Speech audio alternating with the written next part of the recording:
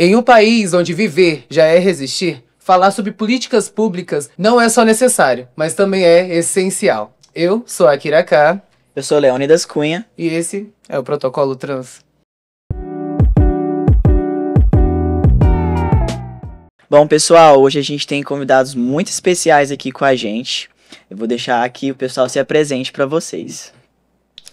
Oi, gente, meu nome é Moser Félix, sou cientista social e especialista em políticas públicas, sou militante do movimento educacional, do movimento de educação popular, sou coordenadora do Ledegário de Jesus, que é um centro de educação popular, e também estive à frente de movimentações pelas cotas trans na Universidade Federal de Goiás e também na Universidade Estadual de Goiás. Chique. Oi, gente, como é que vocês estão? Tudo bem? Eu sou Fabrício, sou policial, trabalho na polícia com enfrentamento ao tráfico de pessoas, à exploração sexual de crianças e adolescentes, ao trabalho escravo, ao trabalho infantil. Sou militante pela proteção dos direitos humanos e estou vereador de Goiânia. E é isso, estou muito feliz de estar aqui, sou militante LGBTQIA+, também, colaboro na organização da parada há uns 15 anos. Sou uma bicha velha. Acho que eu tô podendo falar o mesmo. As Kakuras. Bom, pessoal, vou começar aqui hoje abordando um tema que aconteceu recentemente, né? Foi essa semana mesmo, se não me engano. Rolou uma audiência, né? Sobre crianças e adolescentes trans. E eu vou deixar aqui, você fale um pouquinho pra gente sobre o que aconteceu, pra gente estar discutindo sobre esse episódio. Bem, fico feliz com a pergunta. Essa tem sido uma semana de especial dor para nós, do nosso mandato. É um mandato comprometido com várias lutas, com várias pautas, especialmente com a pauta da comunidade LGBTQIA+, e a comunidade trans também. E nós somos acionados, não é nem porque nós fomos essa semana, mas nós somos acionados cotidianamente para discutir as demandas, os sofrimentos e as violências contra a comunidade trans. Facebook, Instagram, visitas, enfim, são muitas as violências da nossa cidade. E aí fomos discutir, realizar uma audiência pública para discutir especialmente a saúde mental, ansiedade, depressão, tentativa de autoextermínio e as outras políticas públicas de saúde para a comunidade, especialmente crianças e adolescentes. A gente convive com muitas mães de movimentos bonitos, mães pela resistência, mães pela diversidade. E essas mães nos trouxeram essas demandas das carências da cidade de políticas públicas para crianças e adolescentes trans, também na escola, todos os transtornos, né, que as nossas existências sofrem. E aí marcamos uma audiência. Para você que está em casa, é importante saber que uma audiência é aprovada no plenário, e nós conseguimos aprovar essa audiência no plenário. Com uma dificuldade, porque é uma Câmara conservadora, como Sim. na maior parte do país. E por mais absurdo que pareça, depois da aprovação, no dia da audiência, eles se organizaram, eu senti ali os sinais do conservadorismo, dos machos se lambendo e se... Os burburinhos. Exatamente. E um deles apresentou um requerimento e derrubou a realização da nossa audiência. Com falas absolutamente transfóbicas, quem quiser dar uma olhada nas redes sociais, a gente postou, com falas transfóbicas, com falas machistas e com desapreço profundo pela democracia, porque uma audiência pública é um espaço de debate, é um espaço de diálogo, de construção, para a construção de políticas públicas, mas é sobretudo um espaço de encontro, de afeto. Então nós fomos praticamente expulsos desse lugar que é um lugar de deliberação, que é um lugar de conversa. Então foi bem difícil essa semana, foi bem dolorida, bem sofrida. Todas as pessoas do mandato sofrem conjuntamente, porque é um mandato feito por militantes, não só LGBT, mas de múltiplas pautas. E aí, então foi um mandato muito difícil, mas nós conseguimos fazer do limão uma limonada, nós conseguimos transformar, isso gerou uma visibilidade, então a gente teve uma corrente de solidariedade, saiu na mídia ninja, em vários portais, várias pessoas ligaram, a ANTRA entrou em contato, a Bruna Benevides, a Aliança Nacional LGBT, enfim, várias associações nacionais foram solidárias com a gente. Isso é legal também, que mostra não só o nosso regime de dor, mas mostra também a nossa capacidade de rearticulação. E aí fizemos a audiência, a gente ia fazer na rua, mas estava chovendo, aí a gente fez lá na estação ferroviária e foi lindo, foi super afetuoso, amoroso, com muitas participações. Teve um ataque também de 2 rapazes do PL jovem, foram até a audiência, começaram a xingar as pessoas. Eu estava mais à frente, eu só vi o xingamento dele: crianças trans não existem, vocês estão querendo envenenar as nossas crianças, um absurdo. E depois ele foi retirado, e nesse movimento de retirá-lo, uma das meninas que estavam lá, Bárbara Bombom, não sei se vocês conhecem. Demais. Ele falou pra ela que travesti tinha que morrer, ou alguma coisa parecida com isso. O Léo Mendes, vocês conhecem? Sim. O Léo foi tentar socorrer a Bárbara, e ele mandou o Léo calar a boca, falou: cala a boca, viadinho. Enfim, foi uma loucura, assim, algo muito difícil de lidar, porque uma audiência afetuosa, de repente vai pra delegacia, mas foi tudo muito difícil. Mas eu acho que foi positivo para a cidade discutir a pauta. É sofrido, mas a cidade discutiu a pauta, até os conservadores estão discutindo. Hoje eu trabalho na polícia, então hoje à tarde eu estive na polícia. Aí, lá na polícia as pessoas estavam comentando do assunto. Alguns contra, alguns a favor, mas estavam comentando. Então é importante que a cidade comente do assunto, discussão, né? é importante. Sim, aí a partir daí a gente começa a levar informação, né, para as pessoas saber que nossos corpos existem. Isso é uma questão também a ser levantada aqui nessa conversa, né? Qual que é a importância dessas pautas dentro da sociedade? Eu digo a sociedade cisgênera e a nossa sociedade transgênera, que em certo ponto acaba se divergindo em vários pontos, né? O que você entende como importância dessa pauta dentro desse caos que aconteceu essa semana, dentro das políticas que você tem a propor, sabe? Que você já propôs também. A pauta trans é fundamental para nossa existência no século XXI. Eu acho que vocês nos convidam a discutir sobre os limites da liberdade, sobre a profundeza da dignidade que nós temos. Qual que é esse conceito de dignidade e até onde a dignidade alcança? E aí, enquanto protetores de direitos humanos, nós temos que responder que a dignidade tem que alcançar todos e todas e todes. A dignidade é um regime onde todos nós temos que nos sentir pertencentes. Então, o que acontece é que algumas comunidades, especialmente a população trans preta, a população trans com deficiência, especialmente as pessoas que vivem nessa intersecção, sofrem muito, justamente devido ao conservadorismo, e a Câmara é um lugar profundamente conservador. A Câmara Municipal consegue ser mais conservadora que a Câmara Federal. As pessoas não acompanham tanto, porque as pautas não são tão grandes para sair no Jornal Nacional, mas são pautas importantes. Quando a gente está falando de CAPS, é uma política pública municipal, saúde mental, hormonização, uma política municipal. São várias políticas municipais. E as pessoas não acompanham tanto. Mas o fato é que ali dentro é um misto de conservadorismo, violência, ignorância. Então também a comunidade LGBTQIA+, como um todo, mas especialmente a comunidade trans, consegue também confrontar as ignorâncias. De falar: cara, você não consegue ler o básico, porque os argumentos que eles utilizam são argumentos que sequer conseguiram compreender a diferença de orientação sexual e identidade de gênero. Sim. Então eles estão num lugar tão distante, e aí, claro que eles têm que ser julgados e responsabilizados criminalmente, inclusive, pela transfobia, mas não é só isso. Eu acho que a gente tem que conversar, dialogar, levar informação. Uma parcela é maldosa, violenta e tem que ser punida. Outra parcela não teve oportunidade.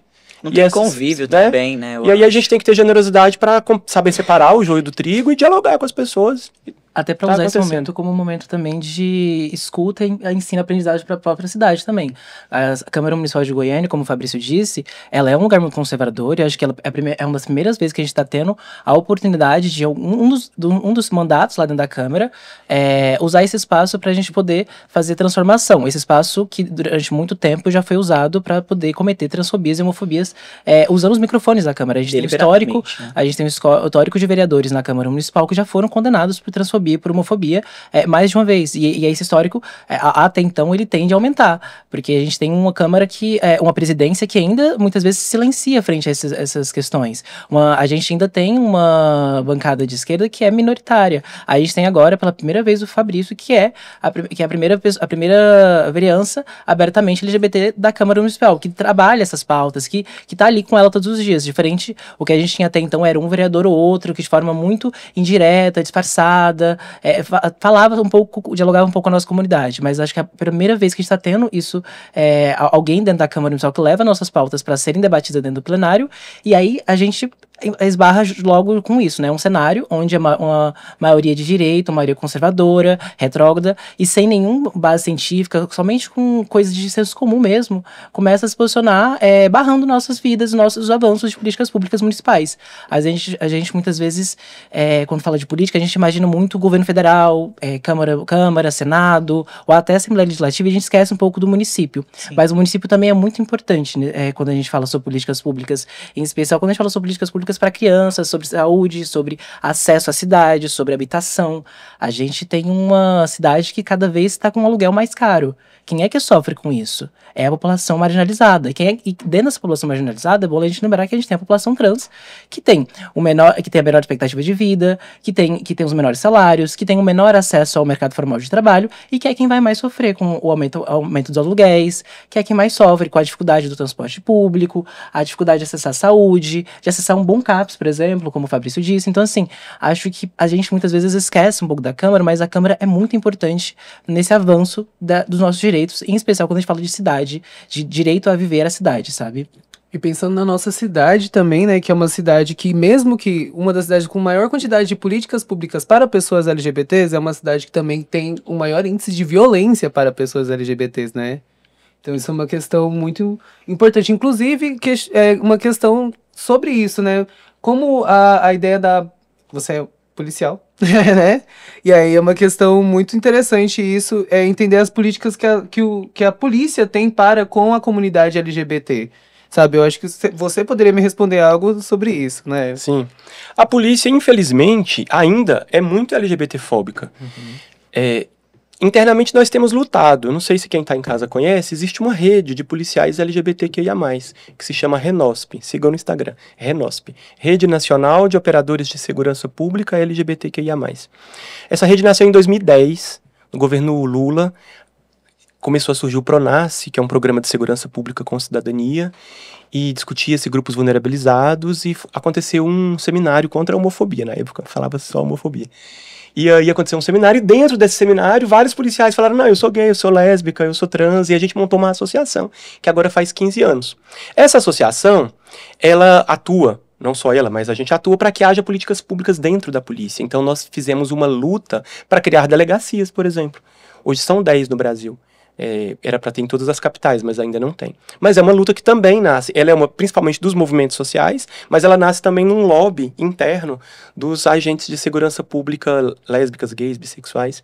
Então essa é uma política. A polícia faz uma formação para os policiais sobre transfobia, sobre homofobia, mas eu ainda acho extremamente precária, porque enfrentar conceitos e estereótipos muito enraizados, muito concretizados na existência da nossa sociedade autoritária, é uma tarefa que não se faz num curso de uma palestra de meia hora vai transformar a realidade. Infelizmente as polícias ainda agem assim. Uma palestra de 1 hora sobre indígenas, uma outra mais de meia hora sobre igualdade racial, e acha que essa transformação vai acontecer, e não vai. Então é muito precário ainda, mas há uma tentativa. Então, há uma tentativa, há abertura, inclusive para você que é LGBTQIA+, especialmente as associações, as ONGs. É importante acreditar que você tem que visitar a polícia, visitar o comandante, o delegado, não no momento de um crime apenas, mas tentando incidir na formação. A polícia é aberta para que alguém vá lá, dê palestra, converse, faça algum evento, enfim. Então, o que existe hoje? São as delegacias, principalmente, existe uma formação que é muito precária, nós conseguimos derrubar alguns editais que eram LGBTfóbicos, olha que absurdo. Editais que previam, por exemplo, Polícia Militar do Paraná. Se você... Ela colocava no edital, se você chora quando você está assistindo filmes, se você tem características consideradas femininas, você não é bem-vindo na polícia, isso tudo será avaliado no psicotécnico, constava-se nos editais. Enfim, são pequenas vitórias, derrubamos isso. É isso, e eu acho que nós temos que lutar para ingressar na polícia. Sim. Ingressar na polícia. Mais lésbicas, mais trans, mais gays, porque é um lugar de poder e a gente tem que estar nesses lugares de poder. Sim. É um lugar de muita visibilidade, de muita representatividade. Uma parcela grande dos deputados federais vem desse campo da segurança pública. É um lugar que a maior parte também vem das camadas populares. Se você olhar para a polícia militar, a maior parte são pessoas pretas, são pessoas que vêm dos bairros periféricos, não são pessoas milionárias. Então, são lugares que dá para ocupar. Eu acho que nós temos que lutar, inclusive, por cotas. Sim. no serviço público como geral, mas especialmente da polícia. E não é uma viagem. Em alguns países isso existe. Cotas para grupos vulnerabilizados em geral dentro das polícias. Nos Estados Unidos, por exemplo, tem. Eu acredito muito nessa questão de ocupar os lugares, né? Porque eu tenho visto muitos casos, inclusive, de pessoas trans, tanto mulheres trans, homens trans, que ingressaram na polícia, ou então no exército, né? E aí houveram dificuldades na permanência dele, e essas pessoas acionaram a justiça e conseguiram se resguardar ao direito de exercer a função que eles pretendem, né? Então, mostrando que a gente vai ocupar esses lugares, sim. A gente tem plenas condições, né, de ocupar esses lugares. E eu acredito muito, né, que essa ocupação, ela traz junto também a possibilidade, aquilo que você falou de separar o joio do trigo, né? Porque existem pessoas que são maldosas e existem pessoas que são desinformadas, que não têm convivência. Eu sempre falo isso, acho que tá repetitivo eu falar isso nos episódios, mas eu venho ali da década de 90, onde não se falava de pessoas trans, não se falava, não existia isso. E quando falava, era num lugar extremamente, assim, pejorativo, de inferioridade, né? Então, foi algo que me fez voltar pra caixinha e ter muito medo de ser quem eu sou. E pensar que, assim, no alto dos meus 29 anos, eu finalmente pude perder esse medo, né? Olhar ao redor e falar, não, peraí, eu posso ser exatamente quem eu quero ser, que tá tudo bem agora. E eu sempre tive muito medo de ocupar os lugares também, né? Desde o meu momento de transição até agora, tenho a minha carreira aí se consolidando como chefe de bar e tudo mais, mas eu falo muito que eu não sou necessariamente chefe de bar ou bartender, a minha atuação é como ativista no mercado de trabalho para pessoas trans, porque foi ser bartender que me possibilitou continuar vivo até aqui, né? A possibilidade do trabalho, ocupar esse lugar. Eu comecei lavando banheiro de boate, né? E aí disso eu fui pro bar de cerveja, disso eu fui pro bar de drink, e aí eu agarrei a oportunidade com tudo que eu podia e transformei essa minha realidade. E vendo essa possibilidade, eu pensei, poxa, será que eu não consigo transformar a realidade de mais pessoas iguais a mim? E fui estendendo a mãozinha para mais pessoas virem nesse lugar. Hoje, você chega lá na 8, tem pessoas trans. Já houve um tempo que tinha muito mais, né? Diga-se de passagem, já houve um tempo melhor nisso. Mas eu acho que isso entra numa outra questão, que eu acho que é até um pecado que acontece, assim, novamente falando da empregabilidade, né? Indo para esse lugar, onde eu sinto que nós, pessoas trans, LGBTQIAPN no geral, né?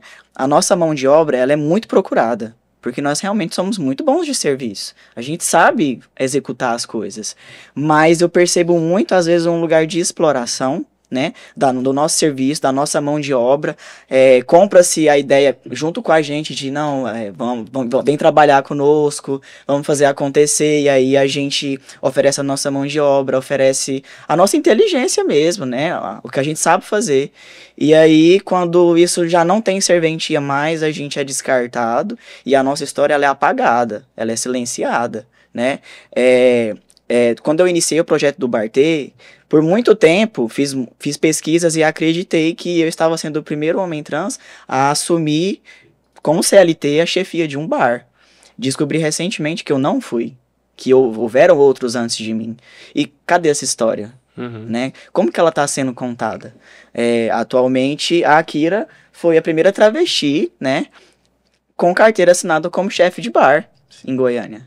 Isso é um pioneirismo, sabe? E é um pioneirismo que, ao mesmo tempo, a gente para pensar assim, poxa, a gente está em 2025. Sabe? Isso não aconteceu há 5, 10 anos atrás. Isso aconteceu há 1 ano, 2 anos atrás. Sabe? A gente tá galgando esses lugares ainda, né? De liderança, de chefia, cargos de chefia. Já gerenciei bares, já tive a oportunidade de gerenciar bares.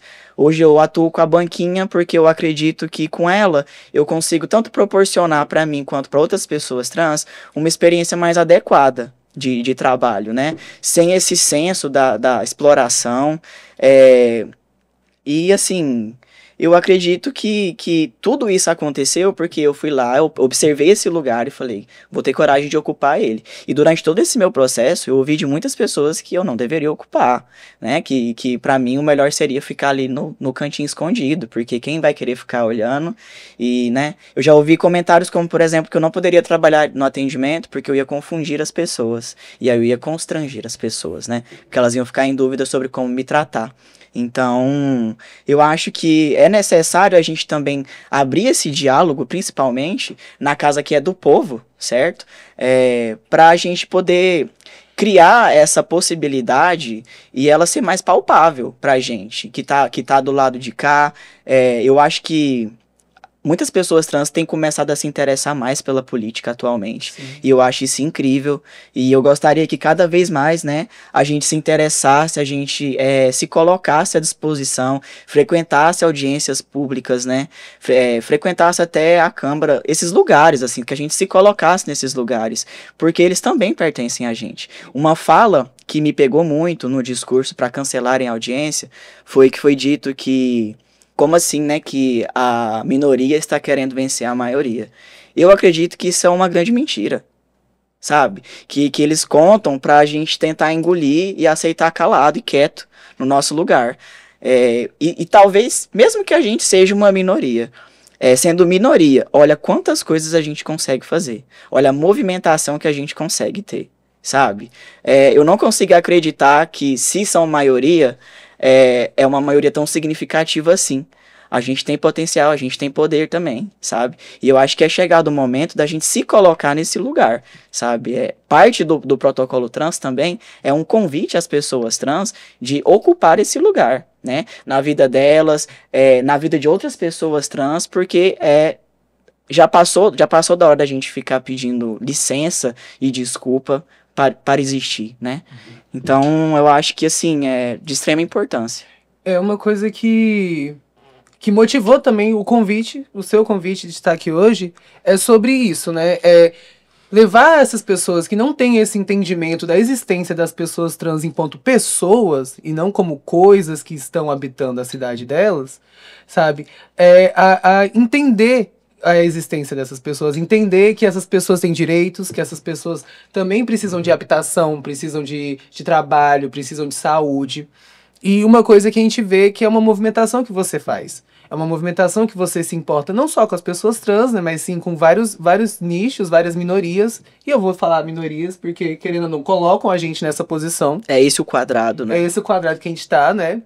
E uma questão que eu queria fazer, que eu tô vendo vocês com essa cartilhazinha aqui na frente de vocês. Queria questionar um pouquinho sobre isso também. Queria entender, assim, movimentações de ensino para essas pessoas, né? E eu falo para as pessoas cis que não são cis-aliados. Você é uma pessoa cis-aliada, né? Então você entende a posição que você está enquanto uma pessoa cis, a posição que você está enquanto uma pessoa que está em posição de governo, né, ali dentro do poder também, né? Entender isso como espalhar isso dentro da sua própria realidade, entre as outras pessoas cis.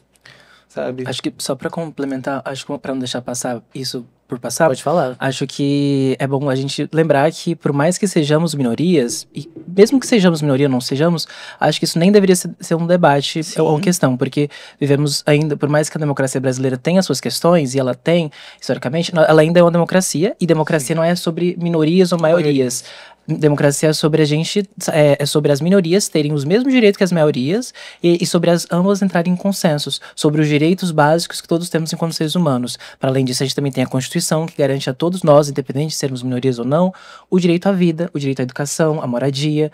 E eu acho que isso nem deveria ser dito por um vereador. Acho que mostra muitas vezes que ele mesmo não conhece as próprias diretrizes do Estado no qual ele é um político, né? Acho que o Fabrício vai falar um pouco melhor sobre isso. É exatamente isso que eu ia comentar. A premissa dele é tão falsa que se nós tivéssemos um governo das maiorias reais, as mulheres seriam maioria naquela casa. E são 37 vereadores e apenas 5 mulheres. Sim.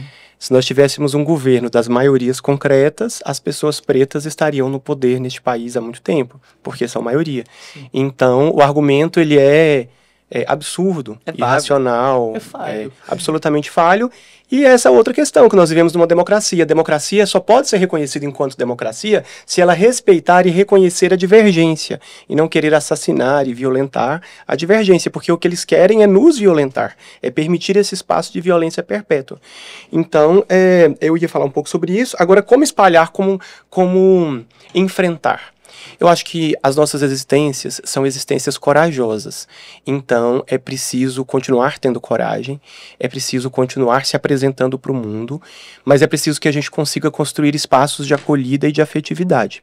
Por meio do poder público, sim, mas não só. Eu acho que é preciso espaço de amorosidade na política e de construção também no poder público. Saúde mental talvez seja uma das nossas demandas principais. Nós somos muito atacados. A população trans é mais do que os homens gays, mas nós também somos muito atacados. E a gente sofre muito. É um regime de sofrimento diário. Viver para nós, LGBTQIA+, é viver em dor, é viver em sofrimento, devido à quantidade horrenda de ataques. E para quem milita, e eu acho que nós todos aqui militamos, há outros ataques que não são só a mim. É todos os dias. Todos os dias eu recebo casos gravíssimos de violência na escola, de violência dentro de casa, de pessoas expulsas de casa. Esses dias eu estava em Urutaí, não sei se vocês conhecem, um rapaz foi perseguido nas ruas, chamado de viadinho, boiolinha, gayzinho, bateram nele e deram um soco, um soco inglês, que ficou encravado na cabeça dele. Esse foi o último caso que a gente foi até o interior. Mas aqui em Goiânia, são todos os dias. Então, as nossas existências são muito doloridas, difíceis de serem enfrentadas. A vida já é muito complexa. E a gente ainda tem que enfrentar essas pessoas que nos querem mortos e mortas. É isso que eles querem. Então, nós precisamos construir política de saúde mental, política de cuidado, política de acolhida. Quando eu falo política, não é só do poder público.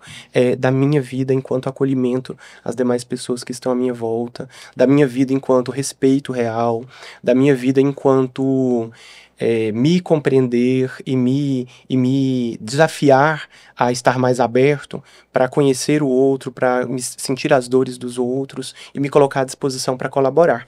Eu acho que passa por isso e passa por conversar. A gente tem que ir para a porta das escolas, já que a gente não pode entrar. Nós fazemos um programa chamado Primavera Estudantil. Nós queremos levar a primavera permanente para as escolas. E aí a gente leva sempre uma cartilha com alguma informação. Nós temos várias. Tem uma antirracial, tem uma sobre antiproibicionismo e legalização da maconha. Estamos escrevendo uma agora sobre a Palestina. Essa é uma delas.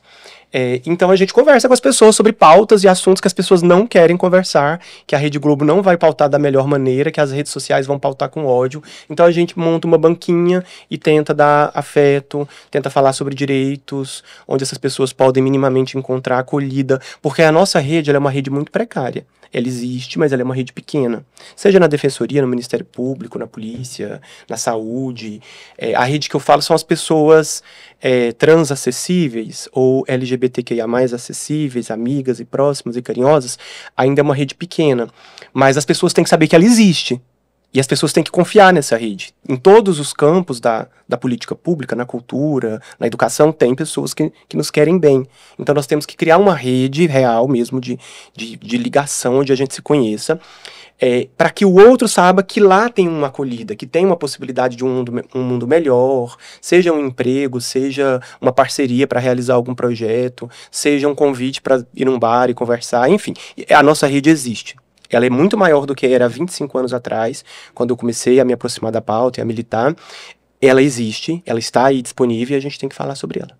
Incrível. Acho que é muito bom falar, quando você fala isso, porque muitas vezes as políticas públicas para a população LGBT e para a população trans acontecem não por conta que nós temos um grande gestor que vai, mas porque nós temos pessoas da rede, que está concursada em tal lugar, uma pessoa que trabalha em tal lugar, ou que conhece tal pessoa, que vão se ajudando, que vão se comunicando e fazendo esse acolhimento, que vão fazendo política da forma que dá, que vão empurrando as nossas pautas por dentro desses órgãos do poder público da forma que dá. Então, assim, é muito importante a gente falar que essa rede, ela existe, por mais pequena que ela seja, ela é muito maior do que já foi um dia, e ela tem crescido. Então, assim, sempre que você se vocês puderem, pessoas que estão assistindo, façam concurso público, entrem para trabalhar na polícia, para trabalhar na justiça, para trabalhar em uma escola, porque dentro desses espaços também se faz transformação de vida. Se a gente tem uma professora em uma escola que atende bem uma criança trans, que atende bem uma pessoa LGBTQIA+, essa pessoa não vai querer evadir tão cedo daquele espaço. Então, isso também é política pública, isso também é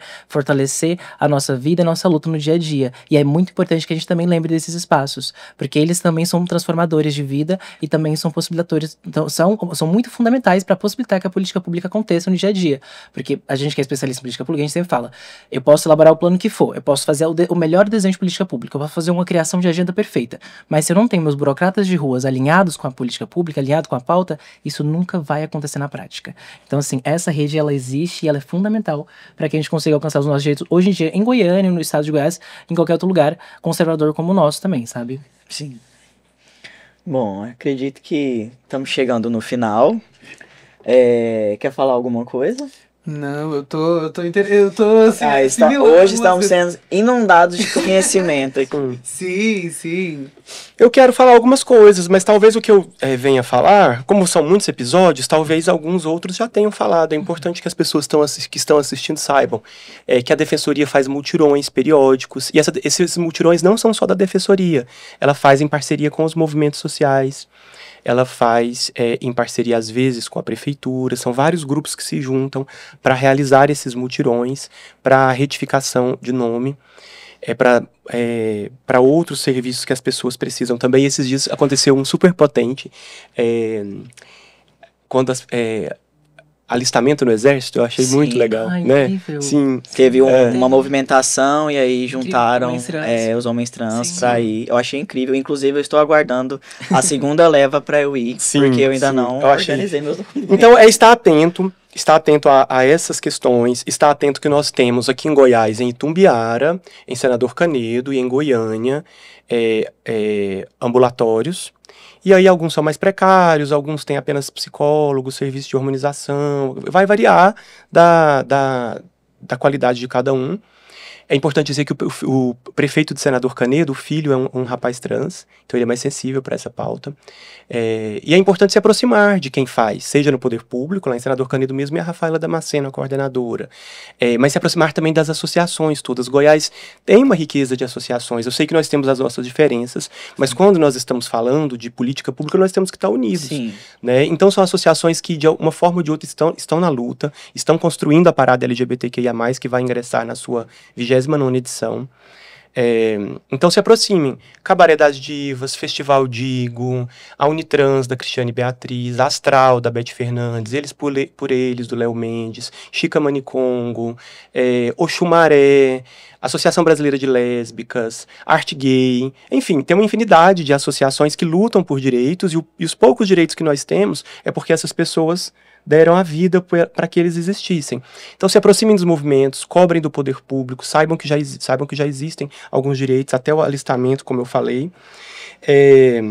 Enfim, eu acho que os demais que vão passar por aqui vão dizer como é que tem acesso à saúde mais qualificada, mas se aproximem bastante, denunciem. Há uma subnotificação muito grande de denúncias em geral, e essa subnotificação faz com que as pessoas duvidem dos nossos dados, porque no oficial não está registrado, mas a gente descobre, e eu já trabalhei muitos anos com mapeamento das violências em Goiás, das violências contra a comunidade LGBT. A Aliança faz um mapeamento, a ANTRA faz só da comunidade trans, e em Goiás eu ficava responsável. Então eu percebia que os dados oficiais para os dados das mídias, em geral, eram muito diferentes, porque as pessoas às vezes não registram. Então é muito importante que você registre, para que a gente tenha dados qualificados na construção da política pública, para que a gente enfrente as narrativas maldosas dos bolsonaros, que inventam uma série de coisas, especialmente contra a comunidade trans, os bolsonaristas, mas estou falando dos bolsonaros mesmo, pai, filho. E aí registre, saiba que existe uma ouvidoria na Câmara. Isso foi muito especial, muito inovador, muito bonito. Nós conseguimos criar uma ouvidoria. O que é a ouvidoria? É uma assessoria para você que quer denunciar, seja no campo da saúde, da violência, da educação, a falta de vagas, enfim. É uma assessoria para quem sofre intolerância religiosa, xenofobia, LGBTQIA+, fobia. Então é uma ouvidoria da Câmara que está disponível para vocês. A gente pode deixar esses números disponíveis também depois no vídeo. Se puder colocar no vídeo. Vamos. E nós temos a DEACRE, que é uma delegacia delegacia, enfim, conheçam a DEACRE, eu tenho muito orgulho, porque são agentes bons, policiais bons, em geral policiais LGBTQIA+. São incríveis, já passei por atendimento. São, em geral eles são sensacionais. Doutora Laura, o doutor Joaquim, tem muitos agentes, a Lorena é lésbica, enfim, uma galera muito dedicada. Claro que não vai ser 100%, é um serviço público limitado, mas dentro de delegacias que a gente conhece, eu não tenho nenhuma dúvida que aquela lá é a mais afetiva, preparada, bonita, bem cuidada. Então é isso, conheçam os comitês de políticas públicas. Aí eu vou encerrar aqui porque já está muito longa. Nós temos um tripé da cidadania da comunidade LGBTQIA+, que precisa ser buscado por todos nós. É um tripé que é um sonho. Nós precisamos construir em nível municipal um plano de políticas públicas para a comunidade LGBTQIA+. Esse é um sonho. Nós precisamos de um conselho de políticas públicas, é muito desafiador. Principal. Às vezes que existiram projetos de lei não foram aprovados. Sim. É muito desafiador, mas é importante esse espaço de debate. Só aqui a gente já cresce tanto, já. Sim. Imagina conselhos se reunindo periodicamente. E nós precisamos que a comunidade LGBTQIA+, esteja no orçamento, para que todos esses serviços que a gente está falando, eles tenham verbas para serem executados. Do ponto de vista das emendas, a gente conseguiu indicar emendas para várias associações que atuam na nossa comunidade em frentes diferentes. Então foram algumas emendas para o ballroom, para a Queer Armada, para o teatro, para várias iniciativas teatrais, para o CRDT, para alguns CAPs, enfim, foram várias emendas para a parada LGBTQIA+. Nós conseguimos ofertar mais de R$1 milhão de emendas. Vocês sabem que o vereador tem emendas, né? Indica, não passa pelo nosso bolso, indica para a prefeitura. E aí a gente conseguiu indicar mais de R$1 milhão de emendas. Isso é muito valoroso. Eu acho tão valoroso porque eu acho que é o mais concreto que a gente consegue, porque aprovar a lei naquela Câmara conservadoríssima, bolsonarista, fascista, enfim, é muito difícil. Mas o orçamento ele é concreto. Então o mandato já vale a pena por isso. E, enfim, quero deixar o mandato à disposição, dizer que espero de verdade ser só um primeiro que esteja lá e que a gente tenha muitos homens trans, mulheres trans, travestis, pessoas pretas, pessoas com deficiência, que consigamos chegar. E a gente tá lá para ajudar. Se você quiser se candidatar, a gente se coloca à disposição, não é para trazer para o meu partido, não é essa disputa, é para dialogar sobre essas possibilidades, esses sonhos, é real, pode acontecer, corra atrás, é possível, não precisa ser milionário, eu sou filho de uma merendeira e de um pedreiro, depois virei servidor público, tudo bem, mas não precisa ser milionário, todos nós podemos chegar lá. Então, acredite e vamos conversar mais sobre política também, estar nesses espaços de poder é importante. Com certeza. Ocupar e transformar. E você, dona Moser, quer falar alguma coisa? Bem, eu tô mais ou menos igual o Fabrício, eu acho que tudo que eu tenho pra falar, alguém vai falar em algum outro episódio, mas só pra não deixar em branco, graças àquela coisa, né? O óbvio, ele só é óbvio quando é dito em voz alta, né? Então que a gente consiga dizer bastante coisa em voz alta pra continuar sendo óbvia. E aí eu queria só, por último, pedir e falar pra que todo mundo que estiver assistindo a gente, que não desista dos seus direitos, vá atrás, estude, entre na universidade, entre na faculdade. A gente aqui em Goiás já conseguiu ter na Universidade Federal de Goiás cota para pessoas trans, tanto em nível de graduação quanto em nível de pós-graduação. Para além disso, a gente também conseguiu, enquanto coletivo Chica Mani Congo, na UFG, garantir políticas por mais incipientes e mínimas que elas sejam, mas a gente já tem bolsas para ajudar na permanência de pessoas trans. Atualmente a gente tem atendido um grupo de 16 pessoas, a ideia é que até o final do ano a gente aumente esse grupo para cerca de 20 pessoas, e aí a gente vai fazendo essa política no dia a dia, ajudando essas pessoas a permanecer na universidade. Eu fico muito feliz de perceber que, por exemplo, hoje em dia, tal qual a universidade mudou a minha vida e me deu a possibilidade de existir e de estar em um lugar diferente do que era me dado como possibilidade, eu vejo que esse futuro também está acontecendo para outras pessoas estão se enxergando em outros lugares. E então, assim, utilize os seus direitos, vá atrás, estude, ocupe os lugares, e mais do que ocupar, que a gente consiga transformar eles. Eu acho que isso já é meio óbvio para nós, pessoas trans, que sempre que estamos em um lugar, a gente costuma não ficar só para a gente naquele espaço, a gente sempre costuma lutar por outras pessoas trans também naquele espaço. Sim. Isso é meio comum pra gente. Que bom que é comum. Mas assim, só reforçando, que a gente, mais do que ocupar espaço, que a gente consiga transformar esses espaços para torná-los cada vez mais inclusivo. Eu cansei de estar em espaços onde eu era a primeira pessoa trans. Sempre quando a gente fala assim, eu sou a primeira pessoa trans, a gente nunca fala isso com orgulho. A gente fala isso com pesar. Muito com pesar, com vergonha e com lástima, porque isso é muito vergonhoso. Falar em 2005 que a gente é a primeira a fazer alguma coisa é muito ruim. Então assim, fico muito feliz de poder estar lutando para que a gente consiga ocupar mais espaço, e eu peço para quem estiver assistindo a gente que lute pelos seus direitos, que vá atrás, que utilize do que a gente tem como política pública hoje no estado de Goiás, que utilize do que a gente tem dado como possibilidade de futuro, e é a partir disso que a gente consiga traçar novas possibilidades de viver e sonhar pra gente. Acho que sonhar é o nosso maior direito, que ninguém arranca da gente. Acho que a Érica Hilton vira e mexe fala sobre isso no discurso, eu acho muito incrível, sobre como que estamos em um momento onde a comunidade trans está se reempoderando do direito de sonhar, do direito de imaginar. É um direito que durante muito tempo, acho que dentre os vários tipos de mortes epistemológicas que foram jogadas sobre a gente, retirar o nosso direito de sonhar e de imaginar um futuro diferente é mais cruel, porque normalmente é o que faz com que as pessoas se acanhem, se acomodem, fiquem com vergonha, não tenham coragem para lutar e para permanecer vivas. Então, assim, hoje em dia a gente, graças à nossa como própria comunidade, a gente tem visto novas possibilidades de existir e resistir nesse mundo. Então, que a gente nos agarre nessas possibilidades e consigamos viver e reviver cada dia mais, lutando e sonhando muito, muito, muito, porque é algo que a gente tem direito e a gente deve sempre sonhar. É isso, gente. Vocês querem deixar alguma rede de vocês, que as pessoas consigam acessar vocês de alguma forma? Podem ficar à vontade, para essa câmera bem aqui, ó. @Fabrício Rosa. Tão difícil. Mas eu quero deixar o e-mail da ouvidoria. Se alguém quiser. A gente vai disponibilizar no vídeo. Vai estar lá, né? Sim, mas porque eu não sei de cor. Mas pode falar que eu vou procurar. Pode falar o seu. Não, o meu é só que eu sou péssimo com redes sociais, gente. Mas assim, Moser Félix, não existem muitas Mosers em Goiás. Eu acho que eu sou a mais. Então, assim, Moser Félix no Instagram. E é isso, gente.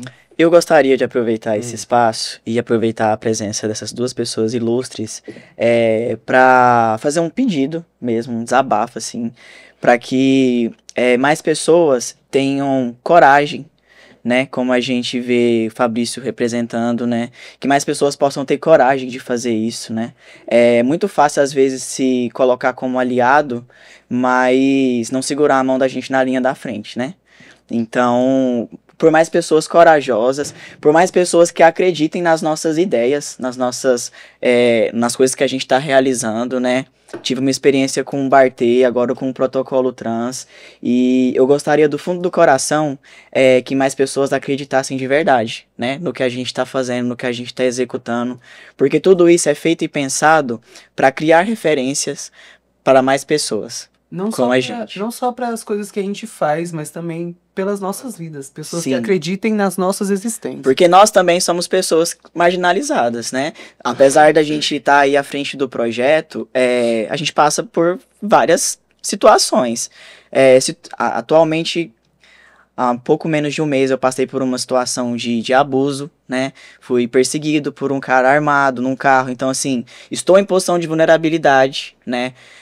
A Kira está em situação de vulnerabilidade também, e mesmo assim a gente vai e executa as coisas, né? Com força, com coragem. Então a gente gostaria muito de perceber mais pessoas apoiando e acreditando nisso, porque para além do potencial, é sobre acreditar na nossa vida, acreditar nas nossas existências, né? Que ela esteja valendo a pena. E não só para que as pessoas se apoiem e acreditem, mas que as pessoas trans olhem para isso e percebam que existe oportunidade, que existe valor, que, sabe, as coisas podem acontecer, né? Eu não acreditava há um tempo atrás que eu estaria aqui fazendo o que eu tô fazendo. E eu queria ter tido esse tipo de referência na minha transição. Eu senti falta. E não é porque elas não existiam, né? É porque não estavam dando voz para isso, né? Essas referências estavam ali escondidas, e isso vem muito do lugar da gente ocupar os espaços. Então, por favor, vamos acreditar mais. Por trás dos muros burocráticos da política, alguém está escutando nós. Às vezes somos nós, às vezes são os nossos cis aliados, mas alguém está por nós. Eu sou a Kiraka. Eu sou o Leônidas Cunha. E esse foi o Protocolo Trans. Obrigado, gente. Valeu. Tchau, gente. Vocês arrasam. Viu só?